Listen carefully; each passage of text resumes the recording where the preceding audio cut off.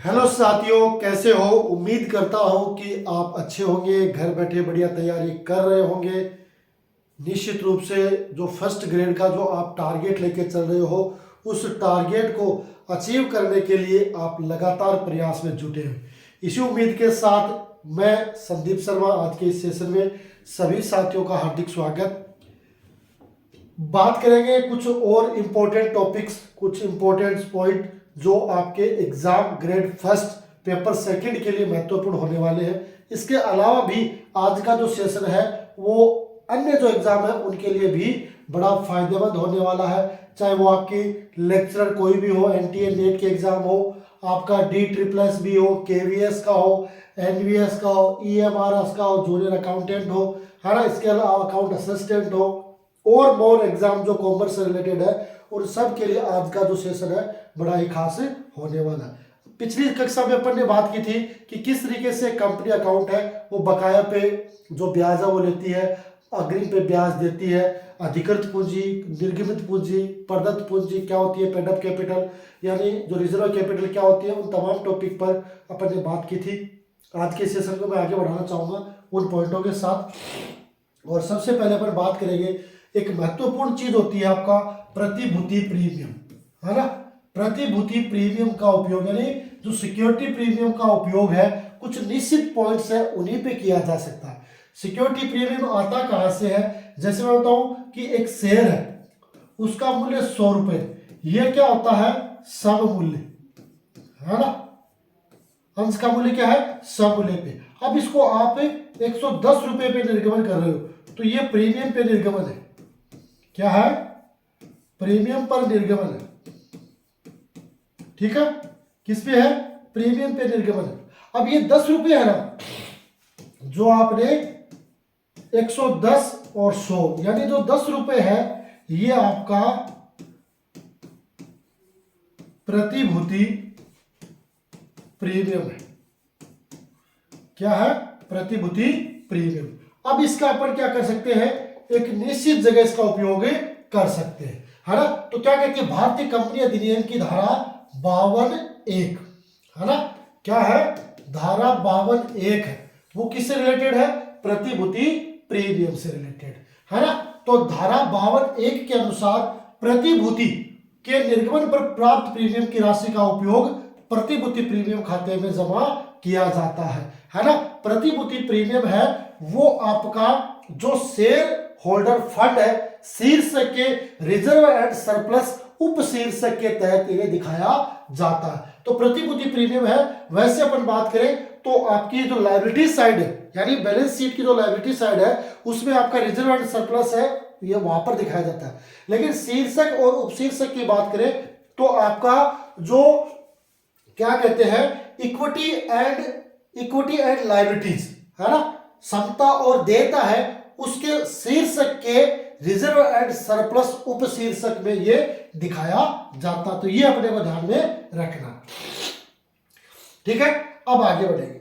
आगे देखो क्या होता है कि धारा 52(2), ये तो प्रतिभाग जो धारा 52(1) है वो तो प्रतिभूति प्रीमियम के उपयोग का जो निर्गमन की राशि है उसको कौन से खाते में जमा किया जाता है, प्रतिभूति प्रीमियम खाते में जमा किया जाता है। उससे रिलेटेड तो आपकी धारा 52(1) है, ठीक है, उसके रिलेटेड 52(1) है। लेकिन धारा जो 52(2) है, 52(2) है, ये किसके है कि भाई आप प्रतिभूति प्रीमियम का उपयोग है वो कहां कर सकते हो, कैसे कर सकते हो, वो अपने को ध्यान में रखना, ठीक है। परीक्षा में प्रश्न आता है कि निम्न में से प्रतिभूति प्रीमियम का उपयोग नहीं है ना, तो ये अपने को ध्यान में रखना। अब इसमें पहला है कि सदस्यों को पूर्ण प्रदत्त बोनस अंश निर्गमन करने के लिए आप प्रतिभूति प्रीमियम की राशि का उपयोग कर सकते हो। जो कंपनी के सदस्य मेंबर है उनको पूर्ण प्रदत्त यानी फुली पेड अप जो बोनस अंश होते हैं उनको निर्गमन करने के लिए आप प्रतिभूति प्रीमियम का उपयोग कर सकते हो, कहीं कोई दिक्कत नहीं है। तो एक उपयोग यहां होगा। दूसरा कहां होगा कि कंपनी के जो प्रारंभिक व्यय होते हैं जिसे प्रिलिमिनरी एक्सपेंसेस कहते हैं को अपलिखित करने के लिए। किसी भी संस्था की जब स्थापना होती है तो स्थापना करते समय उसके जो प्रारंभिक जो एक्सपेंसेस होते हैं उन्हें हम क्या कहते हैं, प्रारंभिक व्यय, क्योंकि वो स्थापना से रिलेटेड होते हैं। तो ये आप कहां से अपलिखित कर सकते हो, आपका प्रतिभूति प्रीमियम है वहां से आप अपलिखित कर सकते हो, कहीं कोई दिक्कत नहीं है। तीसरा क्या कहता है, अंशों या ऋण पत्रों के निर्गमन पर व्यय, है ना, अंशों या ऋण पत्रों के निर्गमन व्यय या दिए गए कमीशन या ऋण पत्रों पर दिए गए बट्टे को अपलिखित करने में भी आप प्रतिभूति प्रीमियम का उपयोग कर सकते हो, है ना। अंशों और ऋण पत्रों के निर्गमन पर व्यय या कमीशन व्यय या बट्टा का व्यय, ये 3 प्रकार के अगर कोई खर्चे हैं तो उनको आप क्या कर सकते हो, प्रतिभूति प्रीमियम से राइट ऑफ कर सकते हो, कहीं कोई दिक्कत नहीं है। चौथा पॉइंट क्या आता है कि कंपनी के किसी विशेष, है ना, कंपनी के किसी भी जो आपके शोधनीय पूर्वाधिकार अंश है या ऋण पत्रों के शोधन पर जो देय प्रीमियम है उसको भी अपलिखित करने के लिए आप क्या कर सकते हो, प्रतिभूति प्रीमियम का उपयोग कर सकते हो। देखो कंपनी क्या करती है, पहले अंशों का निर्गमन करती है, क्या करती है, अंशों का निर्गमन करती है, और एक निश्चित समय बाद उनका रिडम्पशन होता है, उनका शोधन होता है। शोधन का मतलब क्या है, कंपनी ने जो ऋण पत्र जारी किए थे वो अपने पास वापस ले लेती है और जिस व्यक्ति को जिस हिसाब से जितने अंश या ऋण पत्र जारी किए गए थे उसको वो उस ब्याज सहित राशि उनको भुगतान कर देती है ना। तो जो ब्याज होता है ना, जो प्रीमियम है वो व्यापार के लिए खर्चा हो जाता है, तो उसका भुगतान है वो प्रतिभूति प्रीमियम से किया जा सकता है, ठीक है। पांचवा पॉइंट क्या है, अपने अंशों के क्रय के लिए, है ना, बाईबैक, है ना, बाईबैक, स्वयं के अंशों को क्रय करने के लिए। स्वयं के अंश क्या होते हैं कि कई बार क्या है, कंपनी अंशों का निर्गमन कर देती है ना, और अंशों का निर्गमन करने के बाद उन्होंने मान लो समूल्य पे निर्गमन कर दिया और निर्गमन करने के बाद उन अंशों की रेट बढ़ जाती है ना, या रेट गिर जाती है। रेट गिर जाती है तो वो क्या सोचती है कि भाई हमें इन लोगों को सस्ते में अंश देने पड़ेंगे, अपने पास पूंजी है, तो वो स्वयं के अंश है वो स्वयं ही क्रय कर लेती है। तो कुल मिला के 5 तरीके से प्रतिभूति प्रीमियम का उपयोग कर सकते हैं, और ये आपका इंपॉर्टेंट है, ये ध्यान रखना, ये क्या है, इंपॉर्टेंट। तो प्रतिभूति प्रीमियम को अपन इस तरीके से 5 तरीके से इसको डिफाइन करते हुए इसका जो यूज है वो ध्यान रख सकते हैं कि भाई सदस्यों को पूर्ण प्रदत्त बोनस निर्गमित करने के लिए, प्रारंभिक व्ययों का अपलिखित करने के लिए, अंशों या ऋण पत्रों के निर्गमन पर व्यय या ऋण पत्रों पर दिए गए बट्टे को अपलिखित करने के लिए, शोधनीय पूर्वाधिकार अंशों या ऋण पत्रों पर देय प्रीमियम को अपलिखित करने के लिए, और स्वयं के अंश है वो क्रय करने के लिए एक कंपनी है वो प्रतिभूति प्रीमियम का उपयोग कर सकती है, कहीं कोई दिक्कत नहीं है, ठीक है। आवाज क्लियर आ रही है? थोड़ी सी हो सकता है कि बोर्ड की क्लियरिटी ना हो, लेकिन फिर भी मेरे को लग रहा है कि ये चीज है वो आपको स्पष्ट दे रखी है ना, दिखाई भी दे रही है क्योंकि ये सारे के सारे हैंड से टाइपिंग है तो रेड कलर से बढ़िया दिख रहे हैं, ठीक है, बढ़िया। आगे इसके बाद आता है दूसरा पॉइंट, अंशों का न्यून अभिधान, है ना। ये न्यून अभिधान क्या होता है कि जितने अंश आप निर्गमित करते हो उतने अंशों के लिए आवेदन नहीं आता है, वो आपका न्यून अभिधान कहलाता है। क्या है कि जब एक कंपनी को प्रस्तावित अंशों की तुलना में कम अंशों के लिए आवेदन पत्र प्राप्त होते हैं तो उसे अल्प या न्यून अभिधान कहा जाता है। न्यून अभिधान में क्या है, कम से कम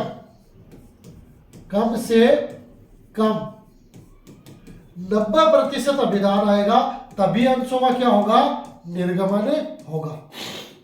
न्यून अभिधान तो ये हो जाता है कि भाई जैसे आपने 10,000 निर्गमित किए और आपके पास 9,999 के लिए आ गया तो वो न्यून अभिधान ही है ना। लेकिन एक कंपनी अंशों का निर्गमन कब करेगी, जब कम से कम 90% होगी। जैसे मान लो आपने 10,000 इश्यू किए, है ना, और आपके पास 9,000 के लिए आवेदन आए, तो आप क्या कर सकते हो, अंशों का निर्गमन कर सकते हो। लेकिन 8,900 के लिए आ गए तो आप क्या कर सकते हो, निर्गमन नहीं कर सकते, है ना, निर्गमन नहीं कर सकते। तो कम से कम अभिधान कितना होना चाहिए, 90% है वो अभिधान होना चाहिए। 90 का मतलब हो गया कि है तो न्यून अभिधान लेकिन 90 की कंडीशन में अपन अंशों का निर्गमन कर सकते हैं। लेकिन अगर अपने पास 89% हो गया, क्योंकि 8900 के लिए आया तो ये 89% हो गया। तो ऐसी कंडीशन में हम अंशों का निर्गमन है वो नहीं कर सकते। ठीक है बात, है ना। तो ये होता है आपका न्यून अभिधान। इसी का जस्ट भी अपोजिट होता है अधि अभिधान, है ना। अधि अभिधान ओवर सब्सक्रिप्शन, है ना। जब एक कंपनी प्रस्तावित अंशों की तुलना में अधिक अंश खरीदने के लिए आवेदन प्राप्त करती है तो ऐसी स्थिति को अभी अभिधान कहते हैं। 10,000 आपने निर्गमित किए, आवेदन अपने पास 11,000 के लिए आ गया, तो ये क्या हो गया, ये हो गया अपना ओवर सब्सक्रिप्शन, है ना। 10,000 इश्यू किए और 11,000 के लिए आवेदन आ गया, तो ये ओवर सब्सक्रिप्शन होगा। जितने अंश अपन निर्गमित करते हैं उनसे ज्यादा के लिए जो आवेदन आता है वो आपका अधि अभिधान यानी ओवर सब्सक्रिप्शन की कैटेगरी में ही आता है। ठीक है, हो गई यहां तक बात, बढ़े आगे देखते हैं, है ना।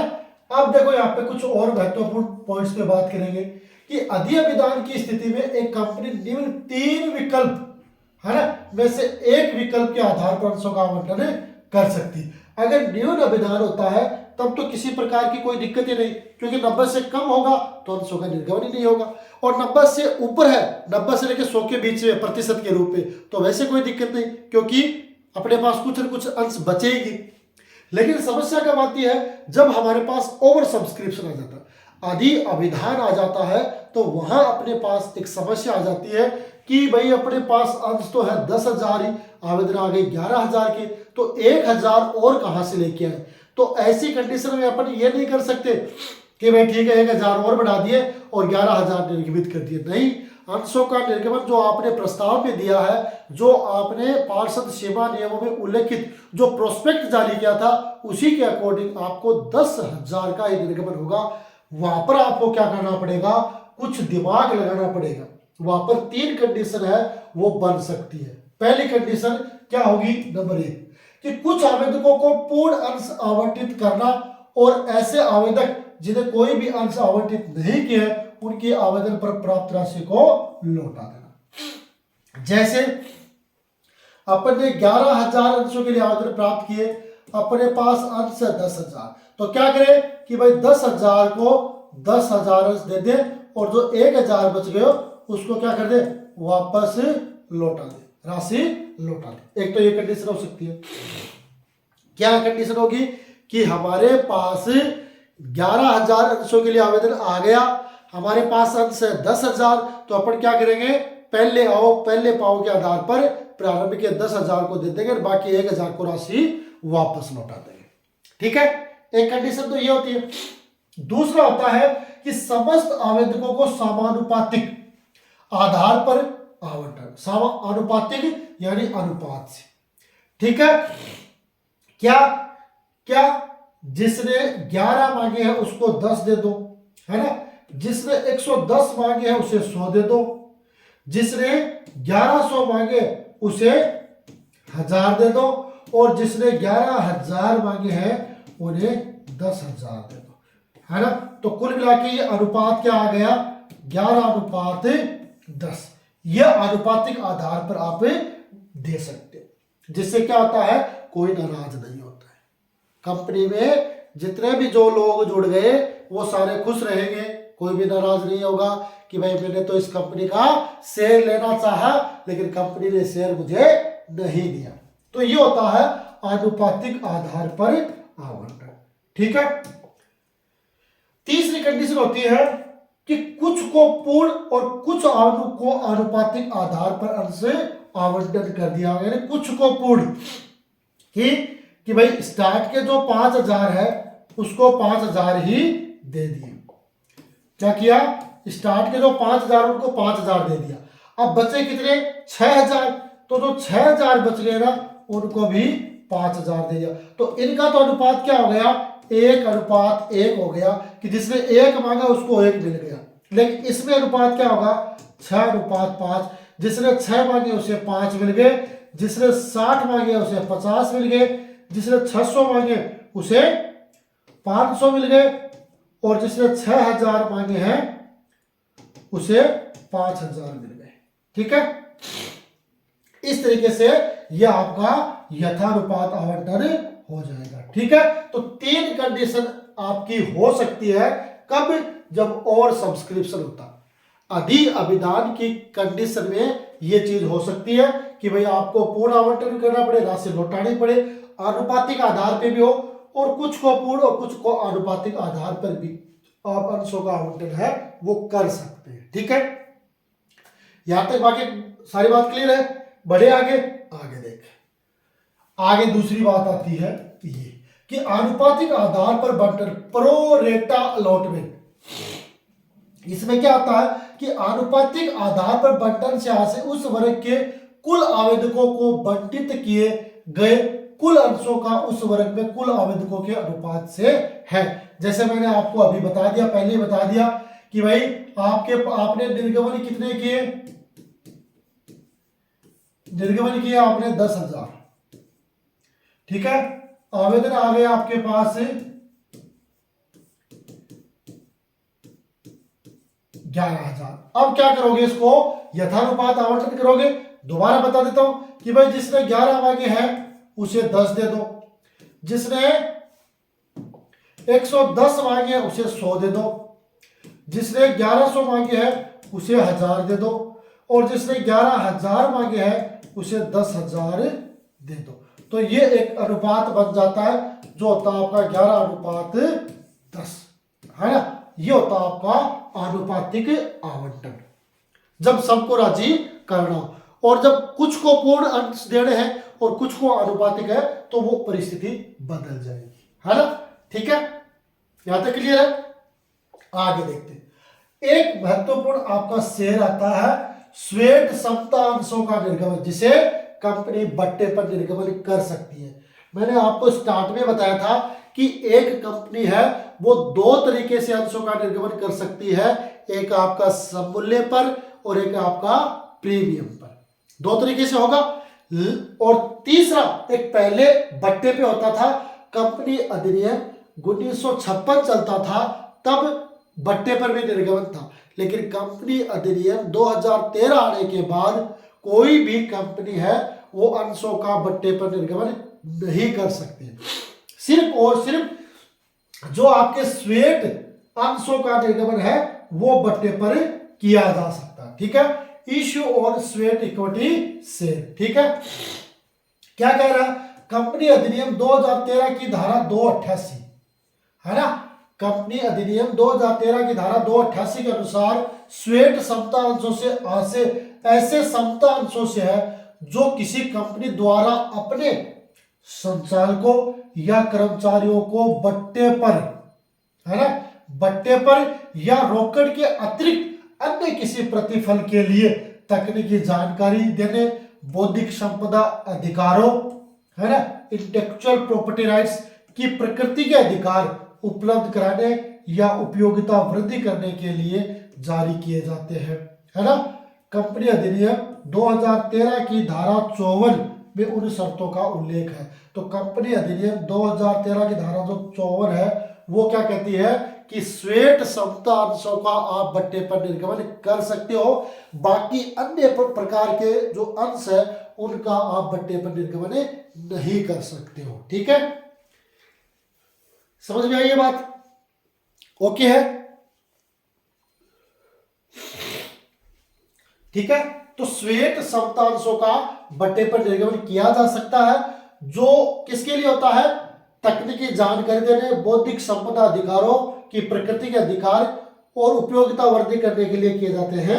ये अपने को ध्यान में रखना। तो बहुत बार पूछा जाता है कि भाई श्वेत समता अंशों का निर्गमन कैसे किया जाता है, क्या इनका बट्टे पर निर्गमन किया जा सकता है, या परीक्षा में ऐसा आ सकता है कि निम्न में से कौन से अंशों का बट्टे पर निर्गमन किया जा सकता है? तो श्वेत समता अंश है उनका बट्टे पर निर्गमन किया जा सकता है।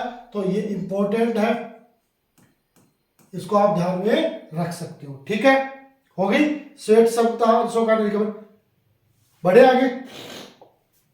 आगे आते हैं अधिकार से, है ना, आपके अधिकार अंश यानी राइट्स से, है ना। ये क्या होते हैं कि इसमें कभी कभी एक कंपनी को अपने व्यवसाय में वृद्धि या अन्य कारण से अधिक वित्तीय संसाधनों की आवश्यकता होती है। या तो व्यवसाय को बढ़ाना चाहती है, आगे अपने व्यापार को आगे ले जाना चाहती है, या कोई कारण हो सकता है ना।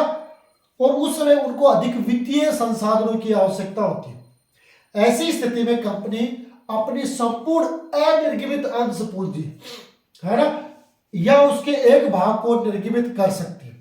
जो अनिर्गमित अंश पूंजी है, या तो पूरी को निर्गमित कर दे या उसके पर्टिकुलर एक भाग को निर्गमित कर सकती है तथा आवश्यक वित्तीय संसाधन जुटा सकती है।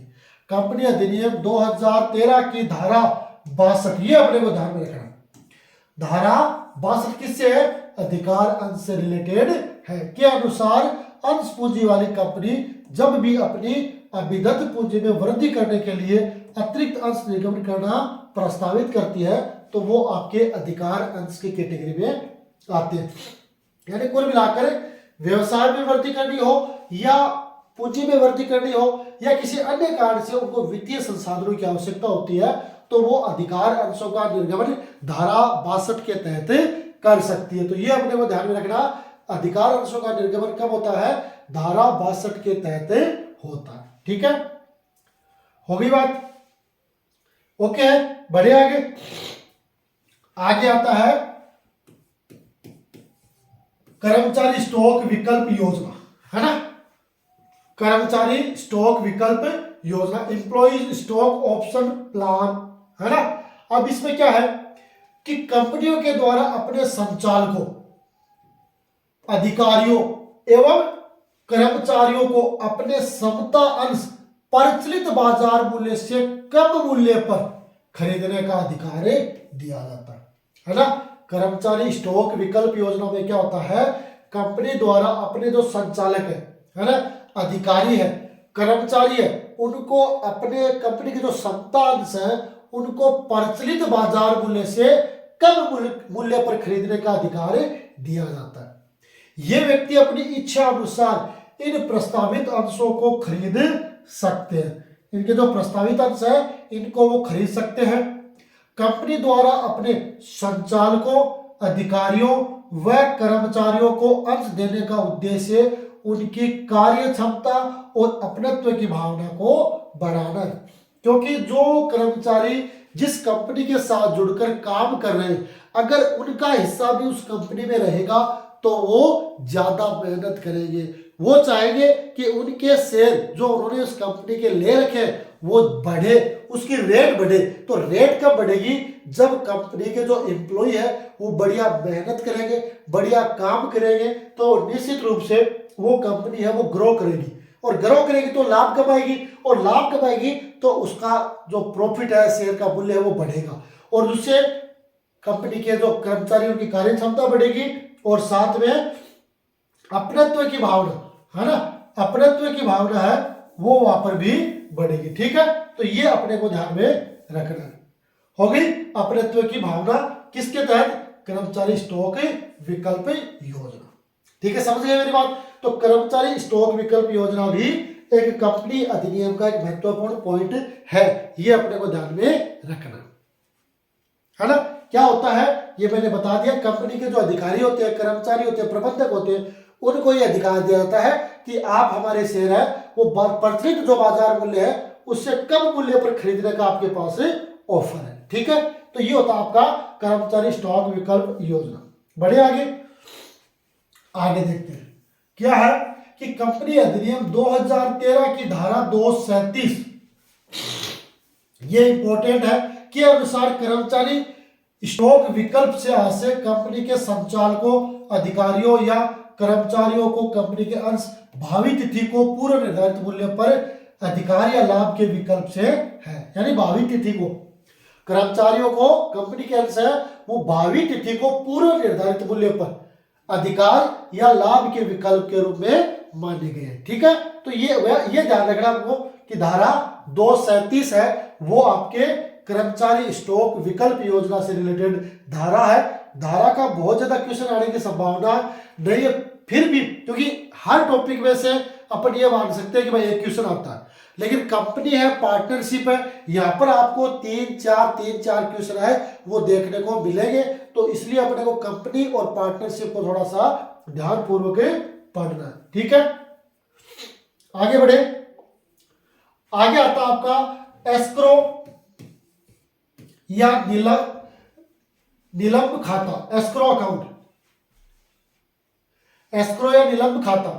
एस्क्रो, अब देखो एस्क्रो शब्द से आज से एक अनुबंध के तहत किसी विनिर्दिष्ट शर्त के, कोई विशेष शर्त होगी कि हो जाने तक गारंटी के रूप में तृतीय पक्षकार, जो आपका तृतीय पक्षकार के पास जमा की गई नकदी या प्रतिभूतियां होगी, जमा की गई नकदी या प्रतिभूतियां है वो किसके मानी जाएगी, आपके एस्क्रो या निलंब खाता में मानी जाएगी। ठीक है, तो कुल मिलाकर एस्क्रो है वो एक अनुबंध के तहत, कोई विशेष इसका नहीं दे रखा है, फिर भी अपने देख लेते हैं कि भाई एस्क्रो से रिलेटेड क्या है। ठीक है साथियों, है ना, तो एस्क्रो और निलंब ये तृतीय पक्षकार से रिलेटेड है। तो आज के सेशन में जो एक छोटा सा और संक्षिप्त अपना सेशन था, निश्चित रूप से जो चीज मैंने आपको बताई है वो आपको अच्छी तरीके से समझ में आ गई होगी। फिर भी अगर किसी साथी को किसी प्रकार का कोई डाउट है तो जरूर वो कमेंट करें, हम उसका रिप्लाई जरूर देंगे।